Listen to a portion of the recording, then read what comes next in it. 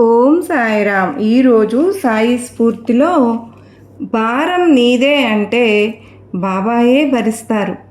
జీవితాన్ని ఒక బరువుగా భావించి బాధపడేవారికి సులువైన మార్గం బాబావారు సూచిస్తారు.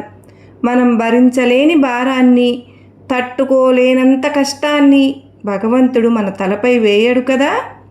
భగవంతునిపై మన నమ్మకం నిజమైతే మనం బరువు అనుకునేదాన్ని ఆనందంగా మోసే శక్తినిస్తాడు. కష్టాలను దాటిస్తాడు. అలసట తెలియకుండా అలరిస్తాడు.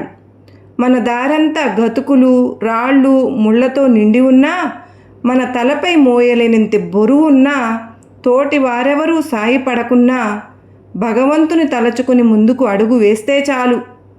గతుకులలో జారకుండా, రాళ్ళు ముళ్ళు కాలికి గుచ్చుకోకుండా మెత్తగా అడుగులు పడేలా చూసి మనకు తెలియకుండానే తానే అదృశ్యంగా ఓ చేయి వేసి ఆ బరువును తేలిక చేస్తాడు.